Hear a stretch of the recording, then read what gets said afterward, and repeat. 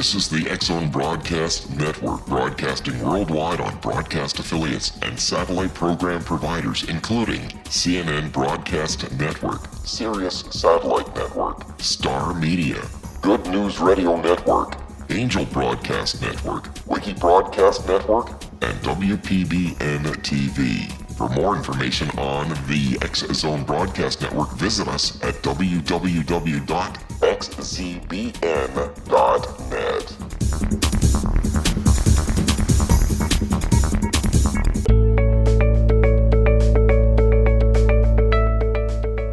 Hi, everybody, and welcome once again to Dialogue with Divinity on the X-Zone Broadcast Network.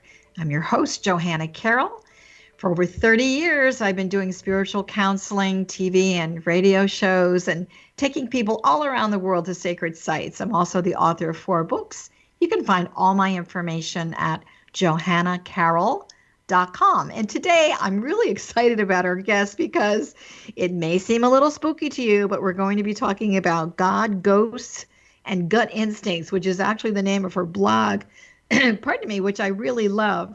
And so our guest is, she really is one of our wisdom keepers of the time, which is what Dialogue with Divinity is all about. So let me tell you a little bit about Kathleen Berry. She has an interesting story because she is a community college publicist, and she was really thrown, maybe not by her own choice, into the world of ghost hunters, psychics, and mediums after the institution that she was working for started offering non-credit supernatural programming, which is very unusual but wonderful. So in 2008, she became manager of the Nevada Ghost and Paranormal series. She's been interviewed by George Norrie, who on Coast to Coast, who I'm sure you all know, has given talks about her book, which is Reluctant Spirit. We'll be talking a little bit about that today. She's taught writing, spirituality, and paranormal courses. Her memoir, which I mentioned before, A Reluctant Spirit, garnered praise from many, many review sources. It's been called very intriguing and has a gripping account. Since December of 2011, she's been penning a weekly blog, which I just mentioned, called God, Ghost, and Gut Instincts. So without further ado, I'm going to bring on Kathleen Berry and welcome you to Dialogue with Divinity. Thank you. I'm so excited to be here, Johanna. I have to tell you, I know as a young child, I experienced, I guess, what some people would call ghosts, and it kind of frightened me because I was so young. But now that I'm a lot older, I really understand the whole essence. And the thing that I really want you to share with people right now is, how did you go from being a publicist, in an educational institution, and then all of a sudden they asked you to create this course? That's rather unusual, I have to say. Yes, it was a very strange circumstance, but everything happens for a reason. I actually publicize all of our non-credit classes, so it's not as far-fetched as it sounds. We have a very small staff, and my boss held this Ghost Hunting 101 class, and she said, I want this to be a conference, and I don't have time to do it, so I need you to put it together. And so here was someone who didn't believe in these things, had a religious upbringing that made me fear any kind of spirits. Sure. And I'm thrown into all this, and I wasn't sure what I thought. Well, I knew what I thought about it. I thought it was all hooey, and if it wasn't hooey, it had to be evil. Oh, so your religious upbringing said this is the work of the devil, that kind of thing? Yes. And Wow. They said that it was one church I went to, and it said that there were no angels. They don't come down anymore. Your loved ones who've crossed over don't come to you. It's the devil. And certainly if there were any ghosts or spirits, they had to be evil. That's amazing. So how did you transition? Well, it was kind of forced upon me. I was putting together the event for quite a few years, off and on, or assisting in some way. And I got to know the people that were teaching these classes, and they were all very kind, very smart people, and no one tried to convert me to the dark side. That's good. So, so that kind of was putting a chink in the armor. But it was when a television station asked me to set up an overnight ghost hunt in Central Nevada's Goldfield Hotel, and then insisted I come along as an impartial observer, that everything broke loose. And in 12 hours, my perspectives changed radically. What specifically happened? I mean, did somebody come and grab you or bang you on the head? I mean, you obviously knew there was a presence there. Was there something that kind of flipped the switch for you? It was a series of events. Actually, when I went in there, I really didn't think anything would happen, and I brought my sleeping bag thinking I'd curl up in the corner. And the spirits there engaged most of my senses. I was touched, I saw things, I heard things, I smelled things, and by the end of 12 hours, I was questioning everything I had ever believed. I know that what I understand and what I've been teaching metaphysically for the last 30 years is it's all about energy, and that within the energy system and the quantum field, we have all these levels, if you will, of energy, some high, some low, some in the middle.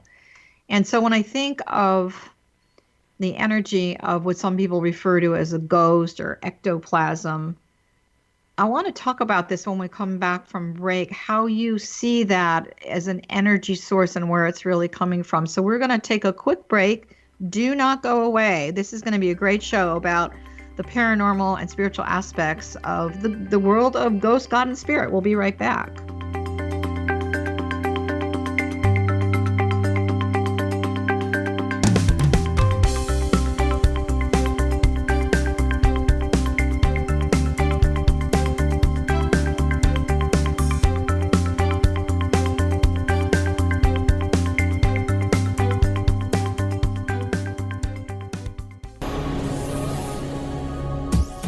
This is the X-Zone Broadcast Network, broadcasting worldwide on broadcast affiliates and satellite program providers, including CNN Broadcast Network, Sirius Satellite Network, Star Media, Good News Radio Network, Angel Broadcast Network, Wiki Broadcast Network, and WPBN TV. For more information on the X-Zone Broadcast Network, visit us at www.xzbn.net.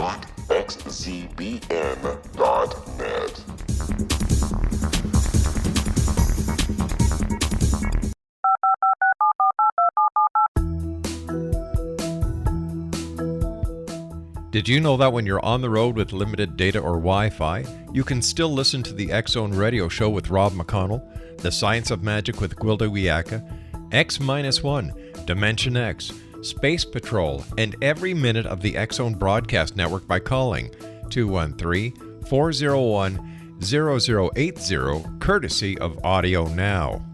No smartphone, app, or internet needed.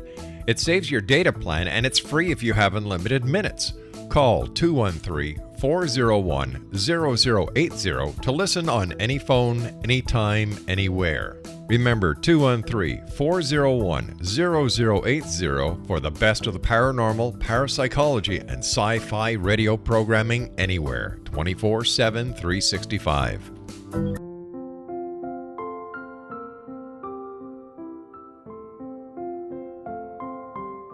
I am Dr. Carl O'Helvey, founder, president of a new cancer foundation focusing on evidence-based physical, mental, and spiritual interventions, including natural cancer cures, prayer, meditation, affirmations, nutrition, and other related holistic cancer prevention and cure modalities. These are used in cancer education, research, and financing care. I ask for your help to continue this important work by donating at www.holisticcancerfoundation.com.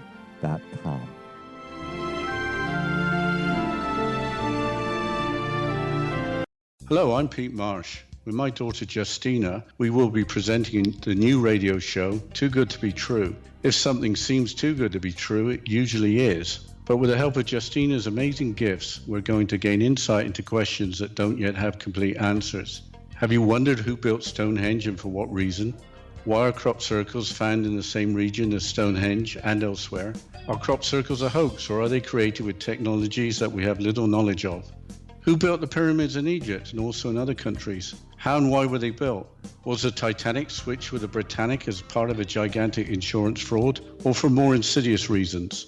What caused the Tunguska event when trees were flattened over an 800 square mile area in Siberia?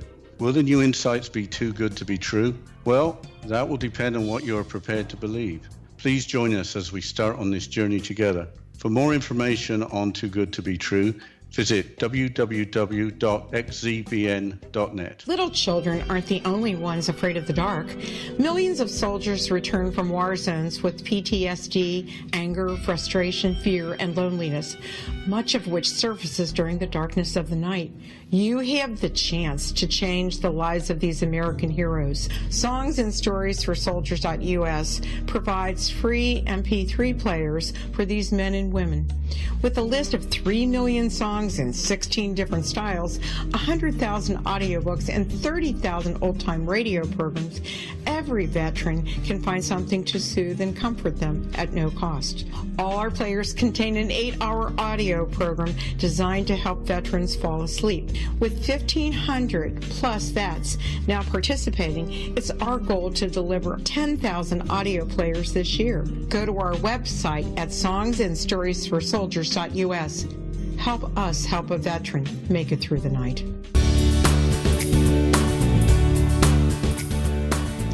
Hi, everybody. Welcome back. We're going to jump right back in with Kathleen Berry, who is our guest today. And I really have to say she's got a lot of interesting information about the concept of God, ghosts, maybe goblins, whatever you'd like to call it in your own vernacular.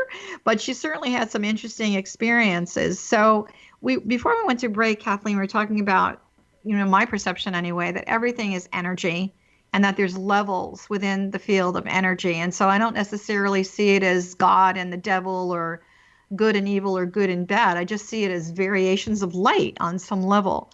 So you had this interesting experience. You thought you were going to take a little nap in the corner. And I guess the ghost community said, that's not going to happen, sister. And so we're going to get you engaged in our community. So you said that all your senses were touched, activated on some level. So did you actually see any kind of what I would call ectoplasm or energy? What was really happening visually? I've never had any experience personally with ectoplasm. I saw that night, I saw shadows, but I had repressed things. And it was after the fact when I started to realize that I had seen more that night, but I think mentally I couldn't handle it. And I agreed that it's all energy. And, whether it's a ghost, I think of a ghost as the spirit of the energy of someone who once was bodied and lived on our earth. And I see good and evil differently. I see it as higher and lower, maybe energies that are not as evolved. But that night was so unusual because I had all this overwhelming paranormal experience in 12 hours when I really didn't believe it existed. And it turned out to be a spiritual experience for me. Of course. And it challenged a bunch of my old views on God and the afterlife. Well, I know that you say that God is paranormal. And I was also reading some information. You said, as far back as I can remember, I've known that God existed. So did your perception of God change when all of a sudden this paranormal spiritual world started speaking to you? I think it became more pure. I think it went back to how I saw God when I was a child. Nice. Because now I experienced God as a child, and I would know that I was being visited. I would have this incredible sense of energy hit my head and run through my body. And I always knew it was God, and I always felt that love. And it wasn't until my early 20s when I went to a particularly fear-based church that kind of was driven out. It was like, you have to be scared of God, because he's vengeful, and you do one thing wrong, you're going to be in trouble. He's letting the devil do whatever the devil can do to take you to hell. And I think it kind of sucked out all that purity I had as a child. And that night in the Goldfield Hotel brought that back to me, that it's all about this unconditional love. I remember I was raised on the East Coast in a very traditional Catholic religion. And I remember when I was a teenager, which of course was a long time ago, I just remember sitting there and the priest saying, it was during a sermon, he said, there was a sinners in the hands of an angry God. I don't know if you remember that or not. But anyway, it was like hanging over the pit of hell and you're going to burn. And, it was like, and I remember intuitively saying to myself, God doesn't feel that way. That God does not feel that way. And I mean, I was young, maybe 13, 14 years old. And so, not that I want to bash religion or anything, because there are aspects of it community-wise and socially that are very beautiful. But I also do feel that if we really had the relationship on a paranormal level, on a spiritual level, on a real connected level, soul to soul, maybe we wouldn't need the churches on some level. I mean, there's that whole other aspect. Again, I'm not bashing religion, but I remember saying I sang in a folk mass, and every week we'd go and we'd rehearse. And so I started to ask the priest, who was a good friend, does God ever talk to you? Because I knew I could talk to him, but I wanted him to answer me. I wanted that dialogue with divinity, as I say. And he said, oh yeah, all the time. And I'm like, well, what's that all about? And he started to explain to me about early morning prayers, which you and I would probably say was a deep, profound connection or meditation. And I'm like, well, why don't you teach everybody else how to do that? And then I realized, obviously, as I got older, why would they do that? It shouldn't be exclusive. So that whole fear is oppressive energy, kind of pushing you down. So I'm not saying you shouldn't, for those of you that are listening, have the experience of church. But I feel that our relationship with God, Spirit, and universe is very private and very personal in our own unique way. So and that God wants that. God wants us to have that personal, mystical connection. I have a friend who's a rabbi, and after I went through all this, I'm going, okay, but the Bible says over and over again, fear God, fear God, fear God. And she explained to me that in the ancient languages, everything was based on context, and that they really don't know the exact meanings of lots of terms. And she goes, fear is one of those. She goes, fear can also, the word used for fear in the Bible could also be used for respect. And I see that as different, because how can you love something you fear? It's almost impossible. Yeah, right. You will always have that barrier up between you. Respect is different. Well, and if you go into the Christian tradition, there's a biblical phrase when Jesus says, go within and that's where you will find me. The disciples were so upset, how are we going to talk to you? How are we going to have a conversation with you? Go within and that's where you're going to find me. And basically, that's a profound altered theta brainwave state of a deep prayer or meditation. And I mean, I really feel if religion is really going to teach us anything, they should give us that tool. They should give us that tool. And I do feel that in a lot of the ancient teachings from the Vedic tradition, you do see that it's a little more open-minded in that regard. So I want to ask you a question, because you say that God is paranormal. I wonder if that word still freaks out a lot of people when we say, oh my God. Yeah, I think they do. And it would have freaked me out 10 years ago. I would have just been I would have been livid at the person to say that. But everything about God is supernatural or paranormal. I mean, we do not experience the divine like we do physical beings. And we can't predict when a divine encounter will happen. It always seems to catch me off guard, honestly. I think it's when you least expect it, don't you, on some level? I do. I think because if you're expecting it or wanting it, you're trying to force it with your mind, and I think the connection has to be in your heart. So I think if you're not forcing it, that's when it's going to happen. I know. I was reading part of your blog, and I liked this when you say the key to experiencing the spiritual, be open and don't force it. You can't make this happen. Yet I think, there is a desire for intention. Can you describe to our listeners, what is your definition of paranormal? Just so they won't freak out when they hear that word the next time. Paranormal is just basically something that science has not explained. It's something that we don't understand. It's something that is not in the material world. And so all of those would apply to the universal power. Right. And I think, go ahead. I'm sorry. No, I was going to say, I've found that the more I experience the sacred, the more awe-inspiring and unexplainable God becomes. So he almost becomes more paranormal, more supernatural, the more we experience the divine. Well, I remember once that I was on this TV show a long, long, long time ago in Los Angeles, and the host came up to me. The show was called The Other Side, and the host came up and he said, "Don't use the word psychic. I don't want you to use the word psychic." I'm like, okay, fine. Everybody's afraid of the word psychic. I said, fine, I won't use the word psychic. Camera's rolling. He comes up to me, stands right in front of me, says, "So are you a psychic?"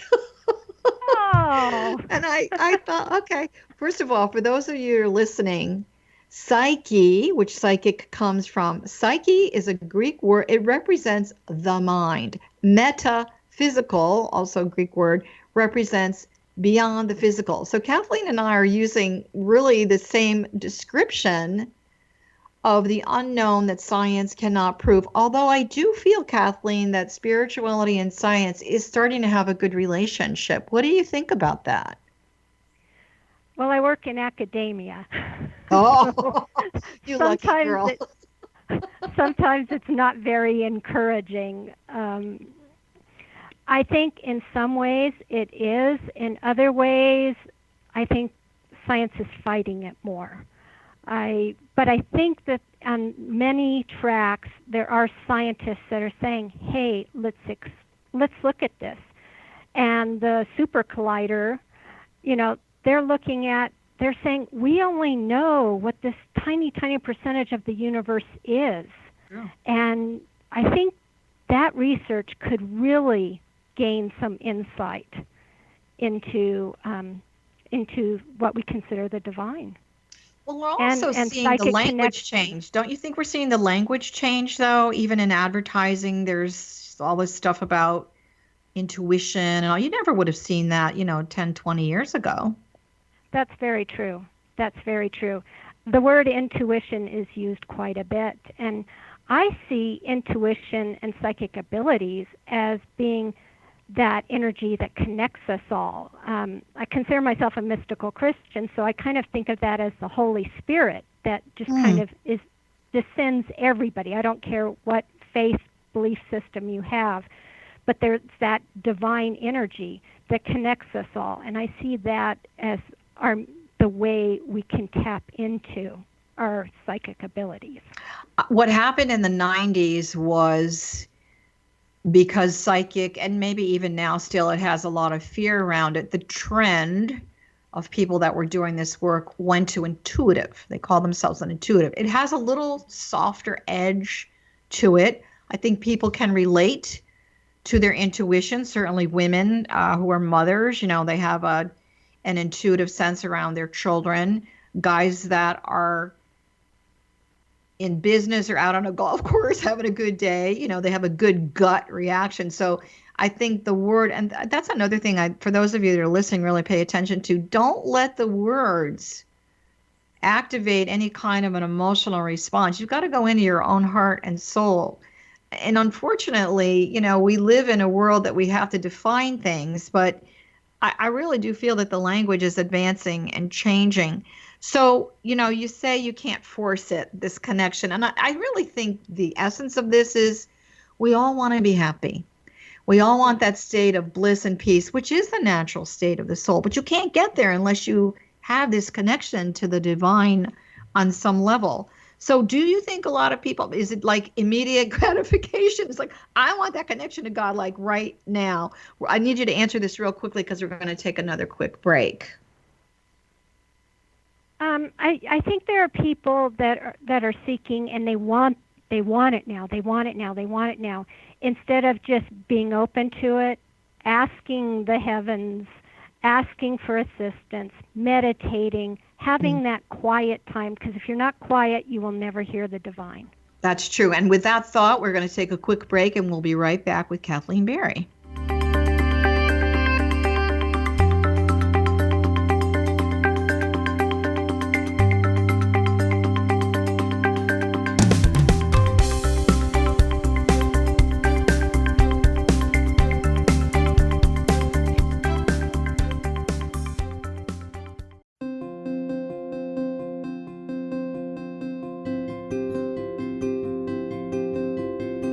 Dreams are our personal gateways into infinite wisdom. Don't miss shamanic counselor and indigenously trained dream decoder Sandra Corcoran's inspiring book, Shamanic Awakening Between the Dark and the Daylight. This remarkable work chronicles Sandra's 35 years of experience with diverse wisdom keepers and her initiations throughout the Americas and across the British Isles, Turkey, Greece, and Egypt. Sandy's knowledge of symbology, psychology, and myth influence her dream blog and workshops.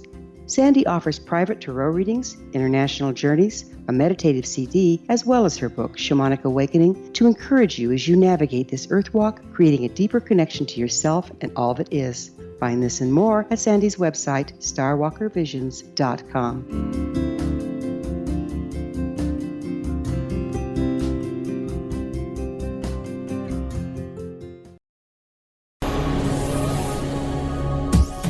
This is the X-Zone Broadcast Network, broadcasting worldwide on broadcast affiliates and satellite program providers, including CNN Broadcast Network, Sirius Satellite Network, Star Media, Good News Radio Network, Angel Broadcast Network, Wiki Broadcast Network, and WPBN TV. For more information on the X-Zone Broadcast Network, visit us at www.xzbn.net.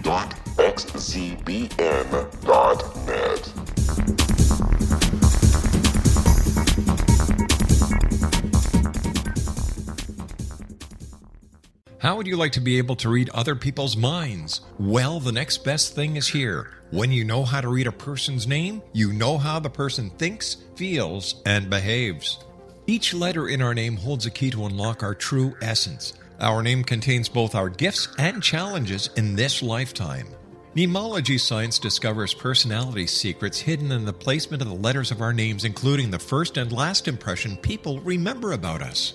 Sharon shows us how to interpret the arrangement of letters as outlined in her book, Know the Name, Know the Person. Sharon Lynn Wyeth created mnemology science after 18 years of research and testing her theories, and has supported thousands of people around the world in understanding themselves and others better. You'll enjoy Sharon's unique teachings as she shares her system to learn the gifts behind your given birth name. Even if you don't like your birth name, there are jewels in this book. If you're thinking of changing your name, ready to name your child, or wanting to get along better with others, this is the book for you. If you'd like to improve your relationships and change your life for the better, get the book today, Know the Name, Know the Person, or visit www.knowthename.com. That's www.knowthename.com.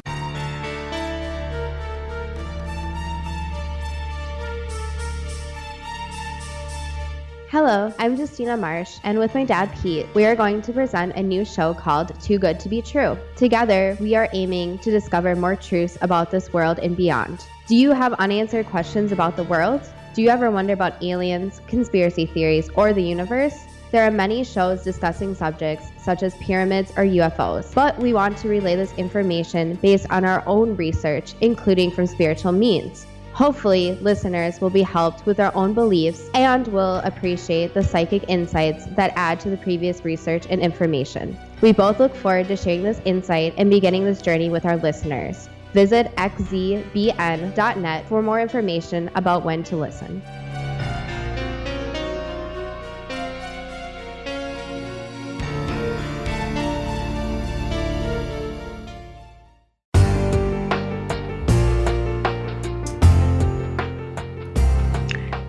And we're back with Kathleen Berry, and today we are talking about her wonderful book, which we will chat about in a few moments, called Reluctant Spirit, and her wonderful work on God, ghosts, and gut instincts, which a lot of you guys are going to call your intuition. We call it something a little bit more than that. So before we went to break, you were also discussing the fact that you are a mystical Christian. Can you explain to me and the people that are listening, how would you define that, mystical Christian? I define being a mystical Christian someone who wants to experience that closeness with the divine, that connection. And it's that connection with the divine that is more important than religious dogma or rigid rules. I've had my night at the Goldfield Hotel was a transcendent experience for me because it was right in my face. All the things that I had once believed that took me out of the purity of that relationship with the divine. And so I consider myself a Christian because Jesus still speaks to my soul. Okay. I do believe that there are many, many paths to the divine because God did not clone us. And we all have different experiences. We're from different cultures. So for me, being a mystical Christian is taking the faith out of the physical and rooting it from my heart and making the personal relationship, the connection to the divine, the driving force of my personal theology, my personal beliefs. And I'm not telling anybody they need to believe the way I do because we're all unique creations.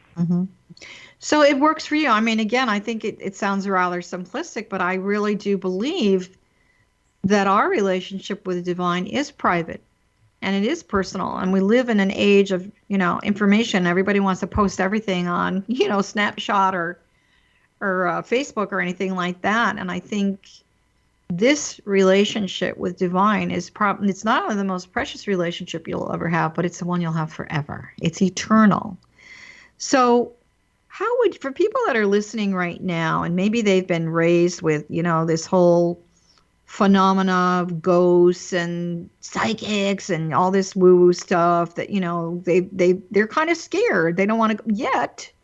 They want to have this personal relationship with the divine. They want to bring more peace and happiness.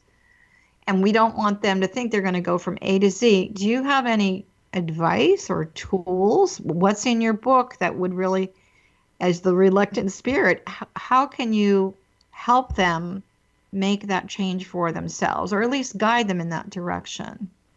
I would say take it slowly. I would say spend a lot of time in prayer, spend time in meditation. For me, meditation was very important. Also, once I was opened and I saw things differently, I could read holy texts differently. I could see, this really is dealing with spirits and energy and angels. And the more you become aware of your surroundings, you allow yourself time in silence, and especially if you're just starting and you do have the fear element, you definitely need to pray to God to ask. I always say he because that was just my upbringing. I don't believe God is male or female. But I believe that God will give us protection, will make sure that always the highest and best come through to us. But awareness is key, being in silence is key, and I think meditation just so you can kind of get out of your head and tap into your heart.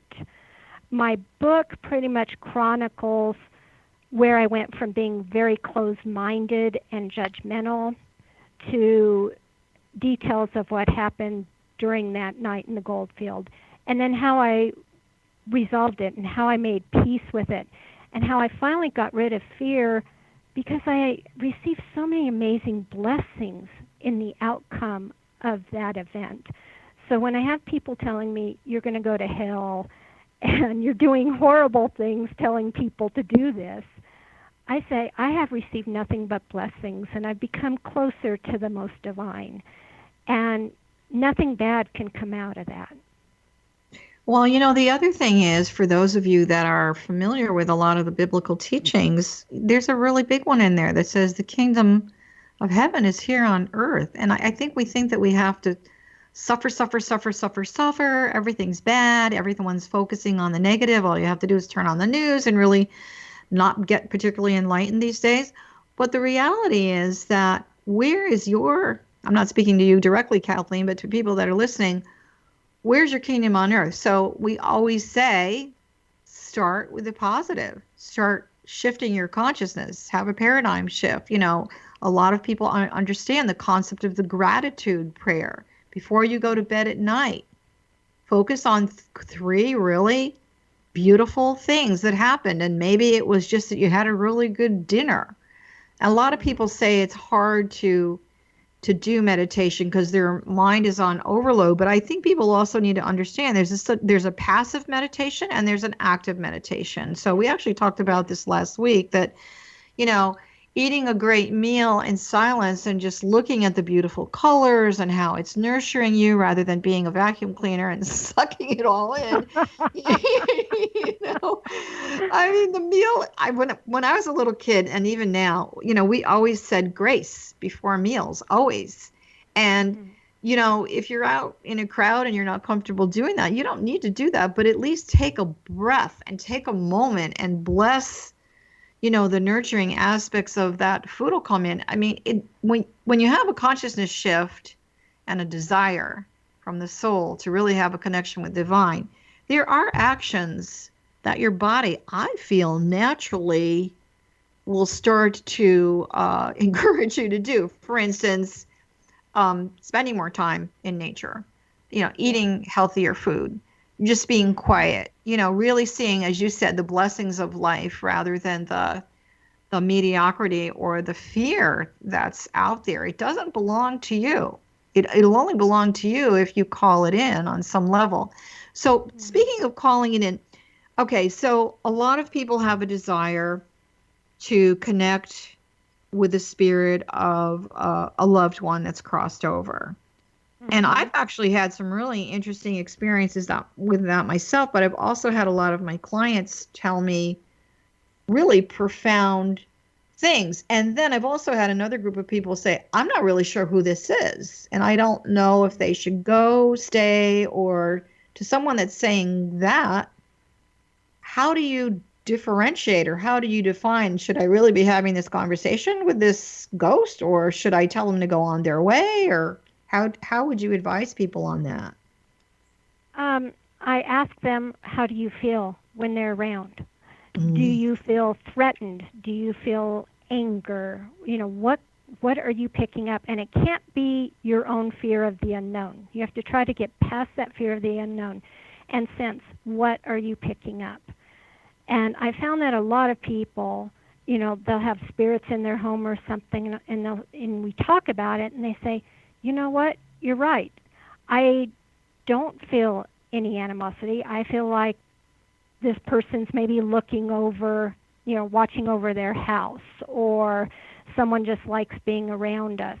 But you have to differentiate between your own fear of the unknown and what's out there and try to feel what is it you're experiencing. If you're feeling threatened, then that's an indication that you need to tell it to leave. I had a very interesting. Most of the time it isn't. Well, that's good to know. So I had an interesting experience. I was writing some articles for a magazine a number of years ago, and it was pretty late at night, and I was in my office, and my desk faced a white wall. And I was actually writing about a woman who was raised by devil worshippers. And oddly enough, her name was Grace. It's the weirdest story. So interesting. She's one of the most beautiful people I have ever met. Her name was Grace. As when her grandfather died, they threw all these horrible things in the coffin. I mean, it's just an amazing story, something out of a sci-fi movie. Anyway, as I'm writing this thing, I feel like there's something going on. I was alone in the house, and I looked to the wall, and I swear, Kathleen, it was like these devil horns, wings, and they weren't angel wings, by the way. and there was this huge shadow, huge on the wall. And of course, my heart's going thump, thump, thump, thump, thump, thump, thump. But this is what I did. If you are not from the Christ consciousness and from the seat of the soul of the divine, I command you to be gone. Boom. Had to leave. Good. Had to leave. Yep. And so talk about fear at the highest level. But I really felt they don't want me writing this article, you know? Yeah. And so that was really, I've never had anything like that happen again because I don't allow that kind of energy to come and play with me anymore. Yeah, but, you know, definitely. that's not my playground anymore. So what is your concept of death? I mean, I know you don't fear death. I don't fear death. To me, it's just another transition. But as far as people that are, listening that have a fear of death, how do you see that transitioning from the physical to the world of non-physical? I see it as transitioning to absolute freedom. Mm-hmm. I see death is helping us rid ourselves of our physical shells. I see heaven, once I saw it as this big fluffy cloud that I'd be so relieved that I got to heaven that I wouldn't mind being bored the rest of my life, you know. You can float around and eat chocolate. Yeah, exactly. But that gets old. And now I see it as there's no restrictions with time. You know, time is a physical concept. So you could go back in time. You know, if you wanted to go see the dinosaurs, you could do that. You wanted to go to Egypt, you could do that. You could go to the future. You can visit your loved ones here. I see it as just not having those physical constraints and that you're closer to that source of unconditional love. So I see heaven as being a paradise of freedom. Do you think... I know you want to talk about hell, but before we go to hell, let me just ask you this question about heaven. We're going to stay in heaven right now. Okay, that sounds okay. Good. So, do you think people who are really, really, really missing a loved one, are they holding them back? Are they holding them back from ascending to the next level in heaven? Because I know there's many houses in heaven. Are they by there? I want you back. I miss you. That kind of thing. Are they holding the spirit of that person back from the next? They can. They can in some instances because the loved one who needs to cross over is worried about leaving them. So, you know, it is very possible. I think in most cases your loved one does cross over and probably just visits on occasion. But I think when people are just clinging to, you can't leave me, you can't leave me, you can't leave me, that love survives the transition to our purer state. That love is always there. God is the source of unconditional love, so God will never sever that love. So if someone is feeling like, I have to stay here because I love this person and this person doesn't want to let me go. Yeah, they're suffering. They're suffering. Yeah, they are. Yeah. Okay, we're going to take a quick break, and then we'll go to hell when we come back. So we'll be right back. Okay, all right.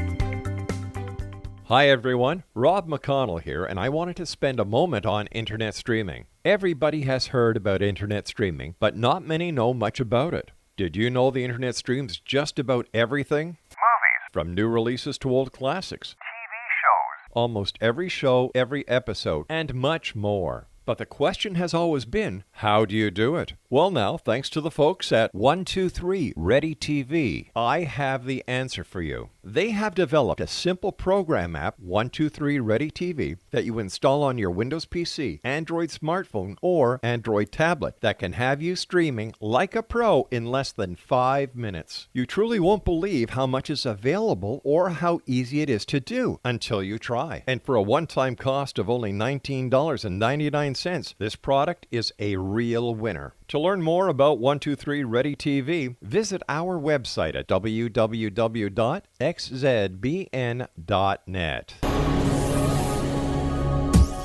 This is the X-Zone Broadcast Network, broadcasting worldwide on broadcast affiliates and satellite program providers, including CNN Broadcast Network, Sirius Satellite Network, Star Media, Good News Radio Network, Angel Broadcast Network, Wiki Broadcast Network, and WPBN TV. For more information on the X-Zone Broadcast Network, visit us at www.xzbn.net.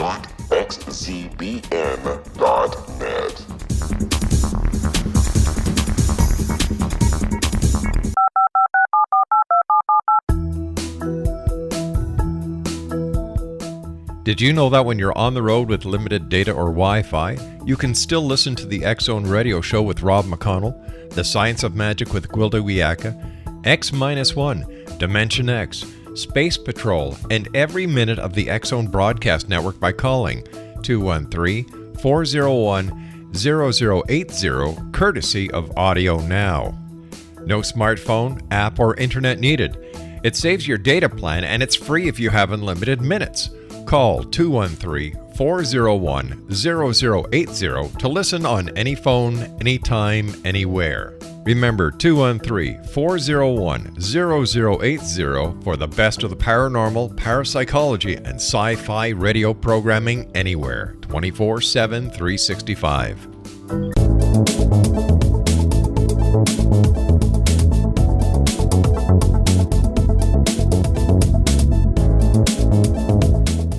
Join me, Krista Nails, on the TELUS radio show heard around the world on XZBN. On our show, we will discuss business opportunities, the art of communication, and how to draw attention to your enterprise using the new social media opportunities now afforded to entrepreneurs using the internet to create worldwide clientele. With our international special guests, we will help you to increase your global visibility and attract more customers. That's the TELUS radio show heard exclusively on xzbn.net.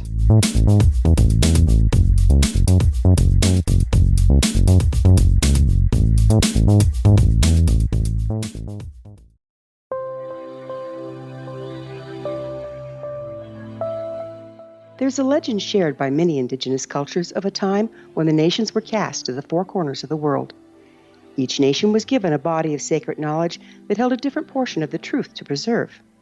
True reality could not be known until all the nations reunited, combining the information. If a single one was missing, the world could not be reborn and darkness would prevail. The Science of Magic Radio is dedicated to reuniting the sacred knowledge. With the understanding, none of us has all the answers, but together we can open new perceptions and possibilities. Through our combined vision, the world can be reborn into a place where darkness no longer prevails. Join me, Gwilda Wiyaka, and the Science of Magic daily on the X-Zone Broadcast Network, xzbn.net, or visit us at thescienceofmagic.net.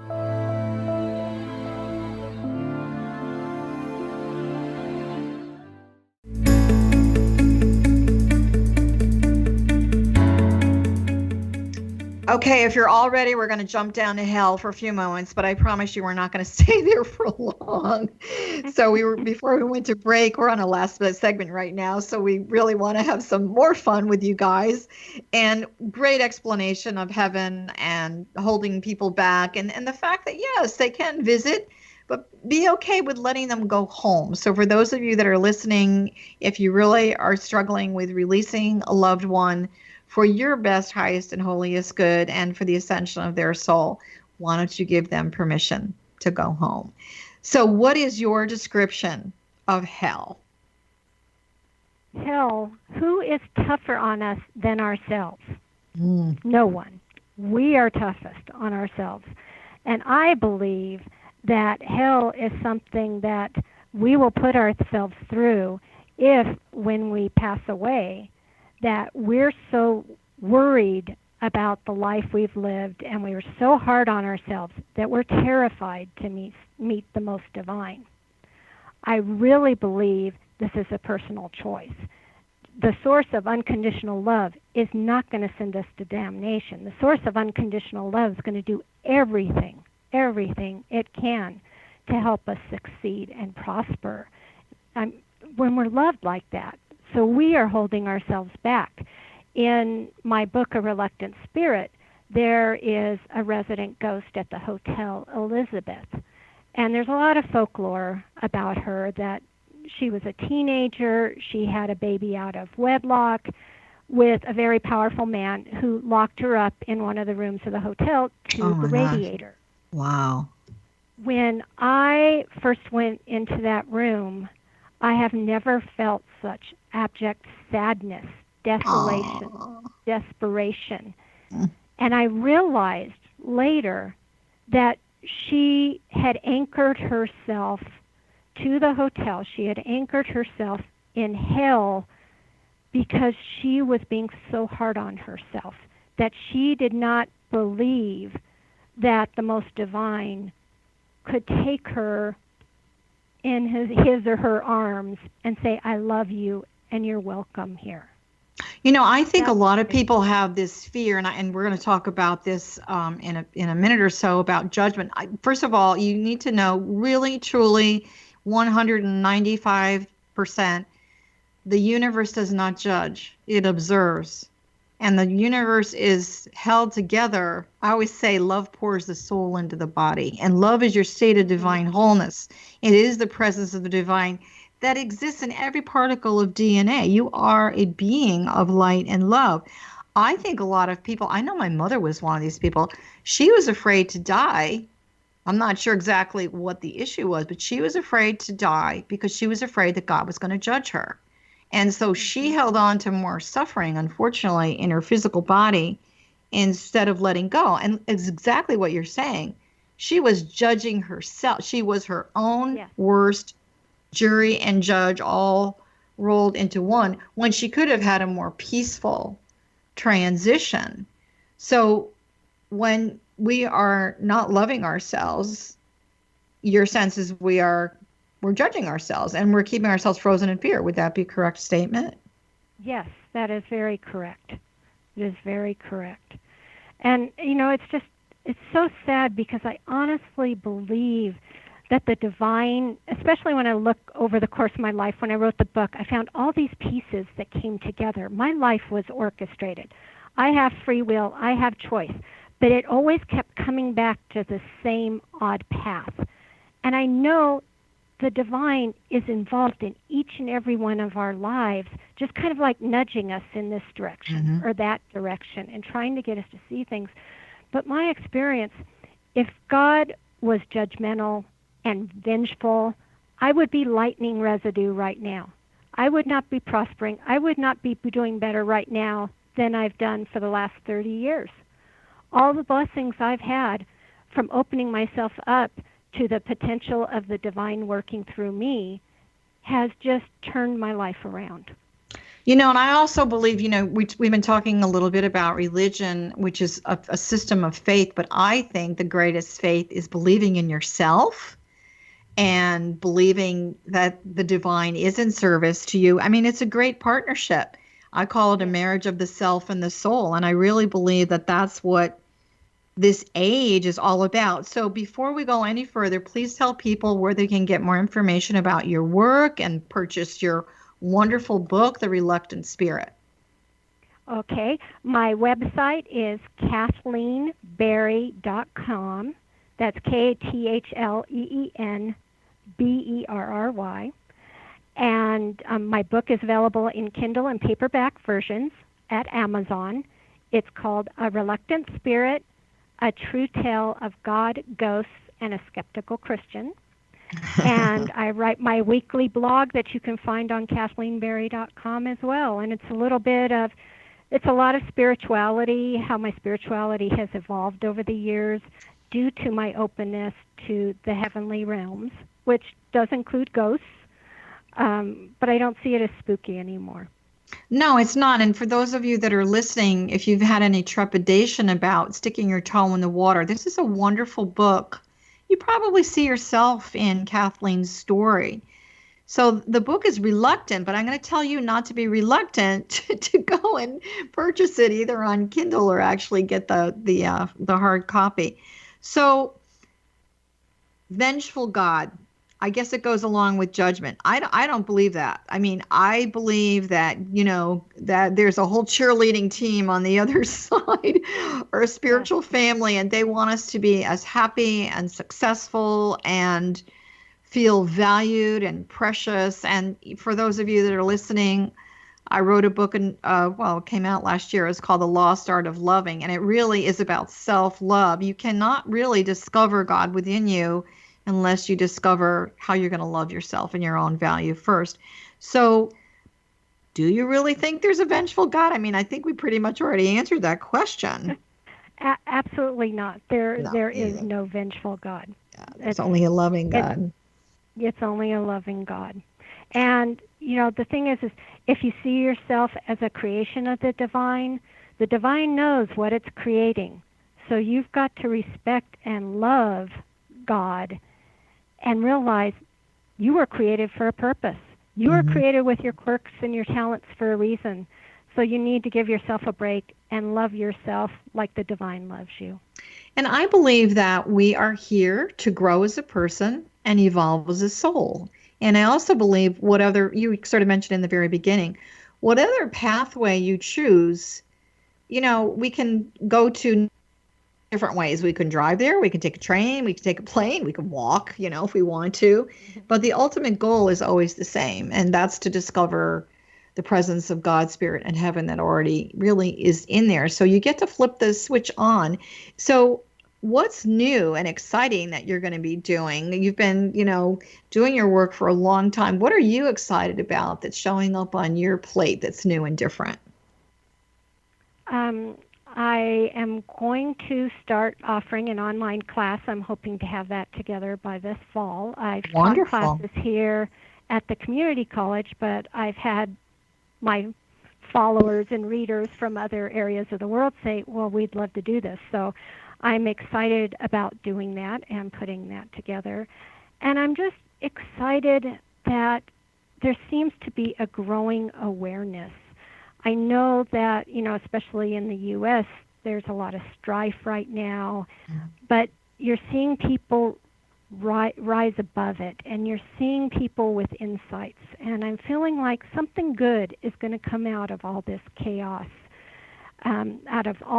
There will be more connection in the future, and that there is a reason for everything, and we will get better and we will get stronger. And I do feel that there's more a sense of community. I think for a number of years, people were doing a lot of introspection, sort of like the inner retreat work, reading, doing their journaling, that kind of thing. And I still feel that that's very valuable. But for those of you that are listening, I think it's important to find a community, whether again, it's your church or just a group that gets together and meditates once a week, or there's Reiki healing, or you go and you discuss a book. I think that group consciousness, I know that a lot of the ancient masters say that, what do they say? When one is gathered in my name. So it's really when there's a group that's gathered in divine intention, you can really accomplish a lot. So Kathleen, I want to wish you much success. We'll be looking forward to your online course. And thank you so much for taking the time to be on Dialogue with Divinity today and sending your heart a really big hug. Thanks for joining us. Thank you, Johanna. I've really enjoyed it. Me too. For those of you that are listening, I want to remind you that you are listening to the X Zone Broadcast Network. We have a wonderful, wonderful menu of hosts from all shapes, colors, sizes, and whatnot that are available. You can find that on xzbn.net.